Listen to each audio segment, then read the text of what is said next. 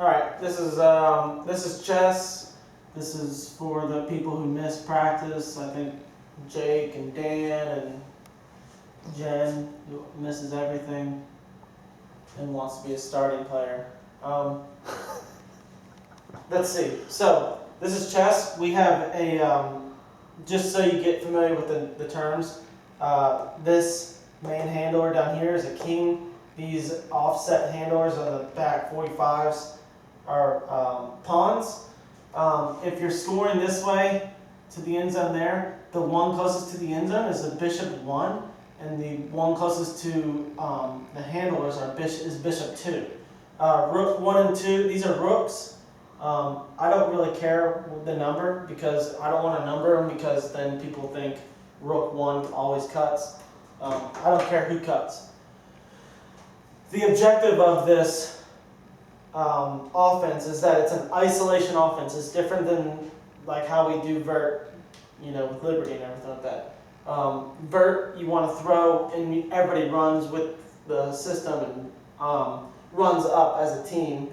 Or like I used to always say, you copy and paste that same formation all the way down the field. You always have 2 people back, blah, blah, blah. Anyway, this is not like that. So they pull it. Frisbee catches here. We're on offense. To me, common sense, if this is the defense, common sense says this person should cut first because it's a free under. The defender's taking when you're deep. This person does the opposite. This person catches it here. Okay, so it's not the same chess that we've run in the past. So if you've already turned off the video, you suck. This person now has the frisbee. This person does not. This is a rook. They're forcing flick for whatever. What I want to see happen is this other rook to run not horizontally, but run towards the front cone of the end zone. So if they have it initially, you can make that throw, but you're kind of making a bad cut on purpose. And then you're going to be S-cutting, so you have this throw as well, this throw up the middle. Remember when you S-cut, you have to go all the way past this person. It does no good to cut here and then cut back because you can't get that angle. It's just a bad cut. So this person keeps cutting all the way to this corner. If they catch it, great. If they don't get it, which more than likely they won't, okay? And we're planning on that. So this rook cuts to the front cone and S cuts out. Now, let me backtrack. Once they get to about here and they start to S cut, we are going to initiate the cuts from the bishops. Bishop 1 is going to, right as they get to the S cut, is going to cut a slash cut about 15 to 20 yards in front of the handler here. Okay? And I'll promise you that you will be open probably 85% of the time. Because this defender typically does not watch, I'm going to be erasing the labels, but this person typically does not watch bishop 1 or bishop 2 because they just think that they're going to go deep. But if you do a slash cut, you will get this about 85% of the time. Easy throw to right there. Okay. At the same time that this person is cutting here, bishop 2 is cutting for the dump. Okay, so bishop 2 is cutting here. So we're going to put a handler here at bishop 2. This is not what we normally do with Liberties or with Legion in the past. Bishop 2 is cutting back. So this rook who caught this frisbee has an option. They either can throw it here or they can throw it here. I don't necessarily want it straight behind. I don't want the bishop to necessarily come straight behind. This defender is not going to be guarding me very well. This throw is also very easy. The more to the break side that we can get it, the better. Okay, so let me erase these lines so it's not so cluttered. Bishop 1 cuts across the field to here. Bishop 2 cuts down here at the same time, okay? While bishop 2 is watching here, they're also watching here because what happens next is going to determine what bishop 2 does.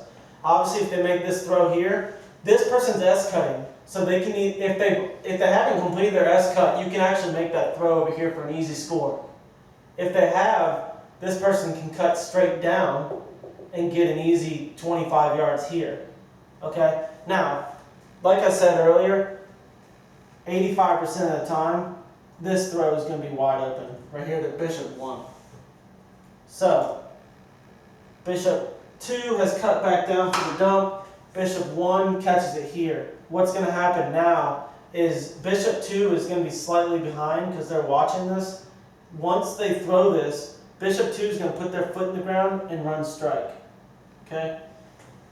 And at this point, this person's long gone. Okay? And they can run strike for an easy. By then, you'll be pretty close to the end zone, if not in the end zone. So this is now bishop 2. And this is bishop 1. If you don't score, this rook, who did an S cut and kind of stayed out of the way, can now initiate a one-on-one, and bishop 1 can come over for a reset. Now, this whole time, the only thing the kings and the pawns are doing are literally walking. They're walking because we are, like I said at the beginning, this is the objective of this is to have an isolation. And we have a lot of athletes and we have a lot of people who can throw well. And there's no reason why we can't win a 4-on-4 matchup with a 40-yard wide field and a huge end zone. Okay? Now, these are objectives. Obviously, defenses will manipulate you to do other things. This is what we'd ideally want to do. The king, what the king is doing is they're going to walk behind the mark about 15 yards, always wherever the frisbee is. So when the frisbee's caught here, they're going to be straight behind about 15 yards for an available third option. Well, for this rook, you actually have 4 options. But I encourage you guys to learn every position, know your progressions is what I call them, like checkdowns. When rook 1 catches it, they got the front of the cone to rook 2 if they want it, or straight down the field to rook 2. Or they can wait for the slash cut for bishop 1, or the dump break swing to bishop 2, or worst case scenario, you go backwards to king. But more than likely, the bishop 1 will catch it. Bishop 2, who ran for the swing, puts her foot in the ground, runs strike. In our experience, the bishops get open at ease. You're not going to be guarded that well. Don't make it too tough on yourself as far as for the rooks.